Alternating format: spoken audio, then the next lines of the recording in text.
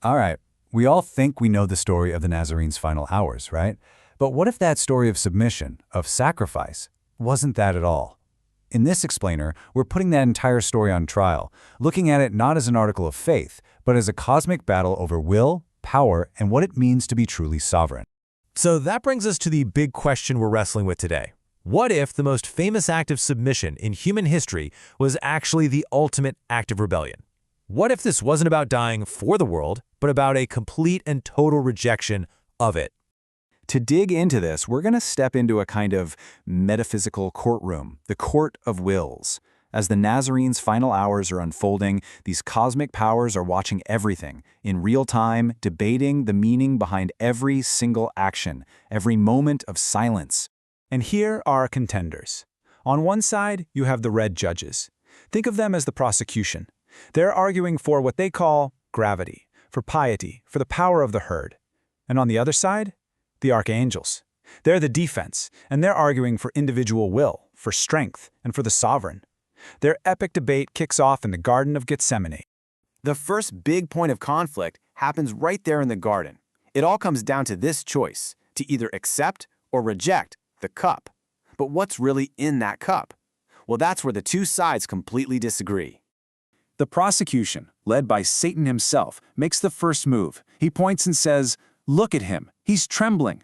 He argues that's fear. He knows the masses, the herd, they need a passive savior, an icon of pity.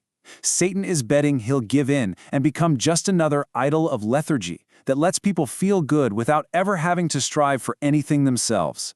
But then Michael, the warrior, steps up for the defense, and he sees something completely different. He says that trembling isn't fear. Not even close. It's the immense strain of forging something new, something powerful inside himself.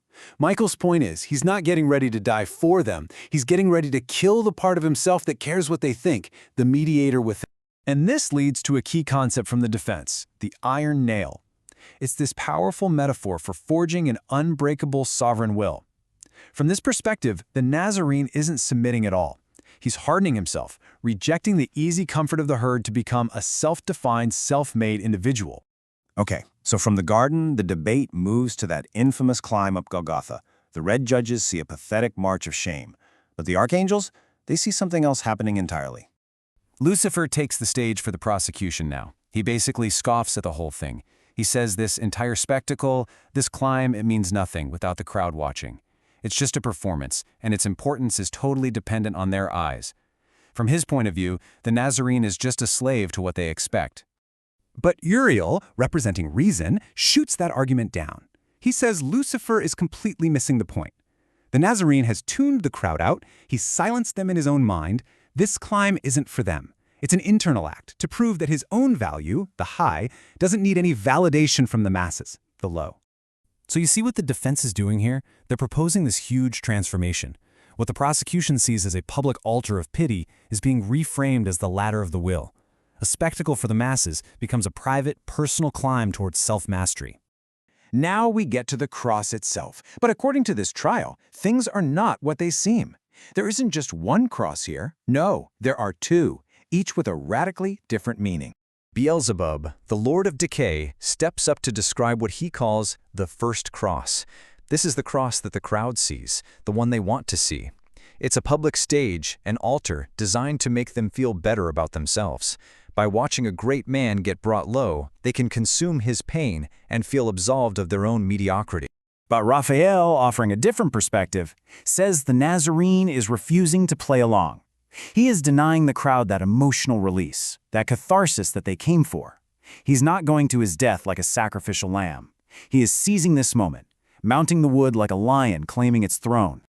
So, just to sum it up for the prosecution, the first cross is a social tool. It's an instrument made for the herd designed specifically to generate pity, to give comfort, and to make sure their worldview stays intact. And this is where the whole trial takes a massive turn. The Nazarene is on the cross, but he is not giving the crowd what they want. The script says he's supposed to bleed pity, but instead, he's bleeding strength. This drives Mephistopheles absolutely nuts. He's practically screaming, "Where is the despair?" Without that breakdown they were all expecting, the whole ritual falls apart. The crowd can't feel saved if the victim refuses to act like a victim. This isn't the tragedy they came to see, it's a direct insult to them. And in that exact moment of defiance, Gabriel announces the climax of the entire defense. The second cross, he declares, is now revealed. Its real purpose isn't what anyone thought. It's not an instrument of public torture, it's a private tool for self-creation. The second cross, then, is a tool for self-mastery. The Nazarene is using it to kill off the man of sorrows persona and give birth to the sovereign individual. And this terrifies the crowd. They wanted a savior to make them feel comfortable. Instead, they got a mirror, showing them their own lack of will. And with that, the arguments are done. The Court of Wills falls dead silent. It's time for the final judgment, and it's coming from the highest authority there is. The verdict comes down. And with one single crushing line, the entire case for the prosecution, all the arguments about pity, the herd, and gravity, is completely wiped out, nullified. Then we get to the core of it all. This is the big takeaway. The verdict states that this was not an act of sacrifice for other people. It was an act of separation from them. He died to their world, to their expectations, to their pity. The judgment is swift, it's absolute. The golden shield of easy comfort is shattered. That iron nail of sovereign will has been driven home. The wager has been won, the deed is affirmed. So the Nazarene has done it. He's achieved sovereignty. But just as the gate opens, the source material leaves us with a huge cliffhanger. A brand new character walks onto the stage, and the final question is, who in the world is this Crimson Jester, and what does his arrival mean for everything that just happened?